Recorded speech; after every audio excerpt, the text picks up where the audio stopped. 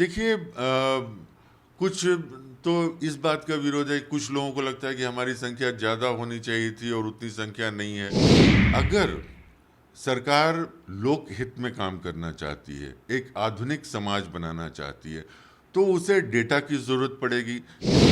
क्या शैक्षणिक स्थिति है, ताकि जो कल्याणकारी योजनाएं बनाई जाए वो ऐसे बनाई जाए, वो एक ट्रीटमेंट की तरह है। इसके लिए साइंटिफिक डेटा होना चाहिए, और साइंटिफिक डेटा के लिए ये कास्ट सर्वे ज़रूरी है। और इसीलिए हमारे राष्ट्रीय अध्यक्ष माननीय लालू प्रसाद यादव जी बहुत समय से मांग करते रहे हैं। तो ये अभी डेटा तो संख्या की डेटा आ गई है बाहर, और बाकी जो आर्थिक और शैक्षणिक डेटा है वो आनी बाकी है। नमस्कार, मैं हूं दिवांशु। आप देख रहे हैं न्यूज़ फॉर। जब से बिहार में जातीय जनगणना की रिपोर्ट आई है तब से लगातार जो है वो बयानबाजियां जो हैं वो तेज हो गई है। अगर एनडीए की बात करें तो चिराग पासवान ने भी इस जातीय जनगणना पर सवाल उठा दिए हैं। तो पशुपति पारस की पार्टी ने तो यहाँ तक कह दिया है कि ये जो रिपोर्ट जारी की गई है बिहार सरकार द्वारा पूरी तरीके से फर्जी है। तो दूसरी तरफ इंडिया वाले तैयारी कर रहे हैं साल 2024 का लोकसभा का चुनाव इसी मुद्दे पर लड़ने के लिए। कांग्रेस ने बाकायदा ऐलान कर दिया राजस्थान हो या छत्तीसगढ़ वो भी जातीय जनगणना जो है वो करवाएंगे। इस वक्त हमारे साथ बात करने के लिए आरजेडी के राष्ट्रीय प्रवक्ता करुणा सागर जी होंगे। हमसे सवाल करेंगे। सर, कैसे देखते हैं लगातार बयानबाजियों का दौर जो है वो जारी है, पॉलिटिक्स जो है वो हो रही है, जो अपोजिशन है, जो आपकी विरोधी पार्टियां हैं वो लगातार यही कह रहे हैं कि फर्जी है ये आंकड़े, फर्जी है ये जनगणना की रिपोर्ट। देखिए, जनगणना की रिपोर्ट के बारे में हम आते हैं। पहले जो आपने कहा कि इसमें जो राजनीति हो रही है और 2024 के चुनाव के मद्देनज़र जो राजनीति हो रही है, तो मैं समझता हूँ कि इसको सिर्फ चुनाव, राजनीति मतलब सिर्फ चुनाव नहीं होता है। राजनीति मतलब लोक नीति होती है, लोक कल्याण होता है। और हम जिस कल्याणकारी समाज में रह रहे हैं, जिस लोकतंत्र में रह रहे हैं, वहाँ सरकारों की जिम्मेवारी होती है लोगों का कल्याण करना। और इसी मुद्दे पर 2 दिन पहले हमारे मुख्यमंत्री जी, आदरणीय डिप्टी चीफ मिनिस्टर, उप मुख्यमंत्री जी तेजस्वी यादव जी ने एक बहुत अच्छा आर्टिकल हिंदुस्तान में लिखा, बहुत डिटेल में लिखा। तो मैं अपनी बात को कुछ उनके आर्टिकल से भी जोड़ूंगा। तो इससे पहले कि हम सिर्फ राजनीति की बात करें, थोड़ा सा ना समाज और सामाजिक परिवर्तन की बात करते हैं। देखिए, समाज एक डायनामिक चीज़ होता है, समाज में परिवर्तन होता रहता है। और 19वीं शताब्दी के जो सबसे बड़े फिलोसफर हुए कार्ल मार्क्स, उन्होंने समाज को समझने की कोशिश की।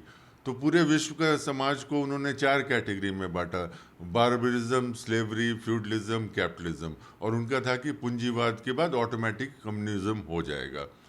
और कुछ देशों में हुआ, बहुत सारे देशों में ऐसा नहीं हुआ।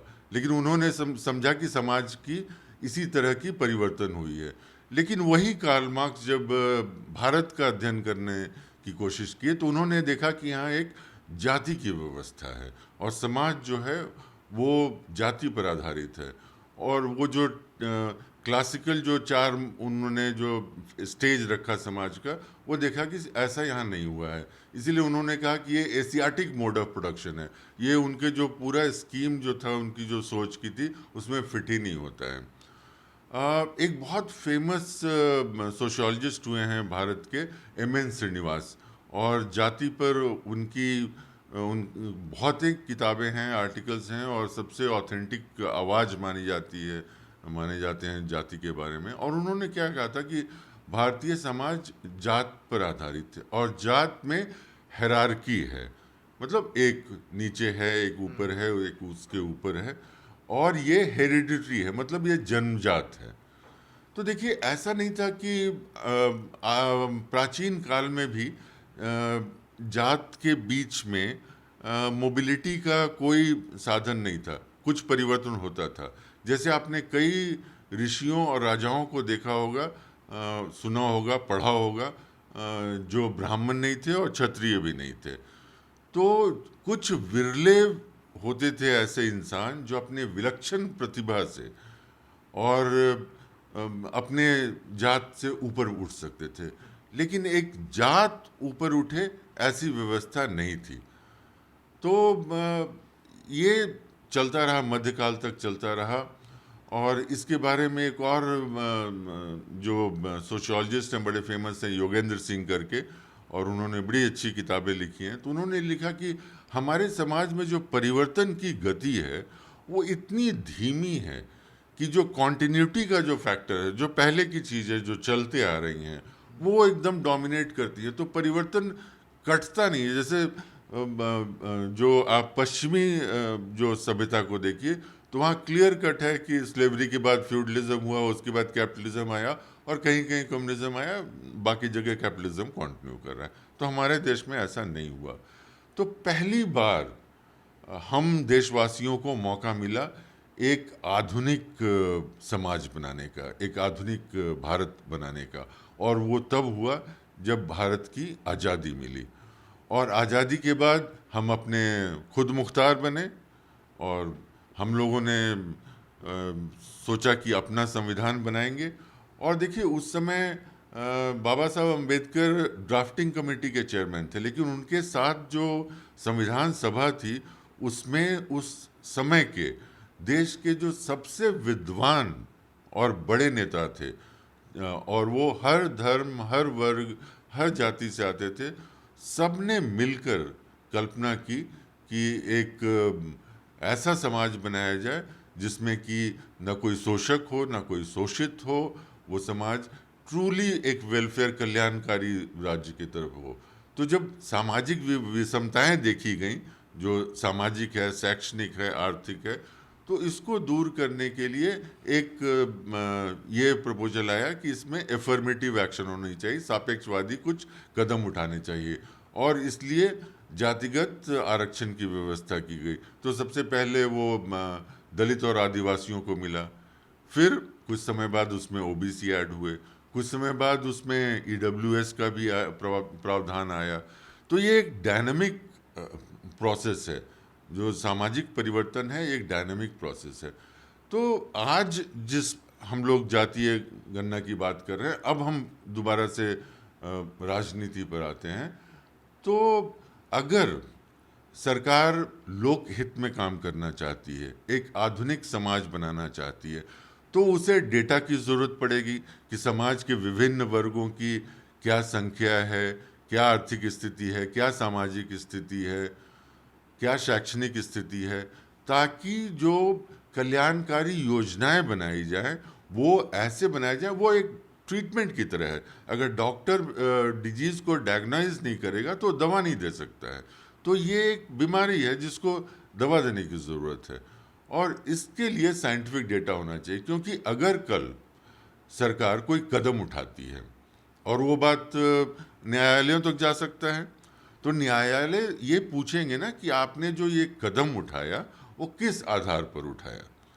तो इसके लिए साइंटिफिक डेटा होना चाहिए, और साइंटिफिक डेटा के लिए ये कास्ट सर्वे ज़रूरी है। और इसीलिए हमारे राष्ट्रीय अध्यक्ष माननीय लालू प्रसाद यादव जी बहुत समय से मांग करते रहे हैं, और 1931 के बाद ऐसी गणनाएं हुई नहीं। 2011 में जो जनगणना हुई थी उसमें सामाजिक, आर्थिक, शैक्षणिक व्यवस्था थी, और बाद में जात को जोड़ा गया। लेकिन फिर सरकार का परिवर्तन हो गया और वो नहीं हुआ, और उसके बाद से तो सेंसस हुआ ही नहीं है। तो आज देखिए जो एक माहौल बन रहा है इस समय देश में, कि न सिर्फ राजनीतिज्ञों में, जनता में भी एक मांग हो रही है कि ये देशव्यापी जो हमारा जो सेंसस होता है, हर एक 10 साल में जो सेंसस होता है, उसमें इसकी गणना की जाए, ताकि आगे की जो हमारी दिशा है, सरकार की दिशा है, दशा है, वो समाज में लोग कैसे हैं उसके आधार पर किया जाए। तो इसको कभी भी ये नहीं देखना चाहिए कि ये किसी के खिलाफ है। ये जो इस व्यवस्था में कमज़ोर हैं उनको कंधा दिया जा रहा है। उनको मेन स्ट्रीम में लाना जरूरी है, ताकि क्योंकि अगर आप एक आधुनिक समाज में रहते हैं, आप पढ़े लिखे आदमी हैं, हर जो इंसान एक अच्छी सोच रखता है वो ऐसे समाज में रहना पसंद करेगा जहाँ सब बराबरी के हैं और सबका बराबर हक है, बराबर सम्मान है। लेकिन अब ये मांग उठी जा रही है कि ओबीसी का आरक्षण का दायरा जो है वो बढ़ा देना चाहिए, दलितों का जो आरक्षण मिल रहा है उसको भी बढ़ा देना चाहिए। तो ये क्या ये संभव है देखिए, ये एक सरकारी प्रक्रिया है और जैसे हमारे राष्ट्रीय अध्यक्ष जी ने कहा भी है कि सरकार को इसके बारे में सोचना चाहिए। तो ये अभी डेटा तो संख्या की डेटा आ गई है बाहर, और बाकी जो आर्थिक और शैक्षणिक डेटा है वो आनी बाकी है। उसके बाद सरकार, मैं देख रहा था माननीय मुख्यमंत्री जी का बयान कि शायद आने वाले सत्र में इस पर विचार किया जाएगा, इसके बारे में बातें की जाएंगी, डिस्कशन होगा। तो ये बिल्कुल सरकार के अधिकार में है कि सरकार इस डेटा के आधार पर किस तरह के स्टेप्स को भविष्य में लेती है। अब कई ऐसी राजनीतिक पार्टियां जो हैं खासकर बिहार में इस मुद्दे को लेकर राजभवन मार्च भी निकालने जा रही है। उपेंद्र कुशवाहा ने ऐलान भी कर दिया कि 12 मार्च को वो इसके खिलाफ राजभवन मार्च करें। कैसे देखते हैं कि अब विरोध भी जो है वो होना शुरू हो गया? देखिए, कुछ तो इस बात का विरोध है, कुछ लोगों को लगता है कि हमारी संख्या ज़्यादा होनी चाहिए थी और उतनी संख्या नहीं है। वो उनकी सोच है। ये तो सर्वे कराया गया है, पूरे राज्यव्यापी सर्वे कराया गया है और उसमें जो डेटा आया है वही डेटा सरकार ने पब्लिश किया है। तो अगर आप सामाजिक परिवर्तन के साथ नहीं हैं तो क्या आप एक आधुनिक समतामूलक समाज नहीं चाहते हैं? क्या आप एक ऐसा भारत नहीं चाहते हैं जिसका हर नागरिक अपने भारतीय होने पर गर्व करे, उसको कहीं से ये नहीं लगे कि जन्म के आधार पर उसके साथ भेदभाव हो रहा है? तो मुझे लगता है कि इस मुहिम में सबको साथ होना चाहिए। चलिए, ये थे आरजेडी के राष्ट्रीय प्रवक्ता करुणा सागर। फिलहाल अभी तक के लिए इतना ही। आप देखते रहिए न्यूज़ फॉर नेशन।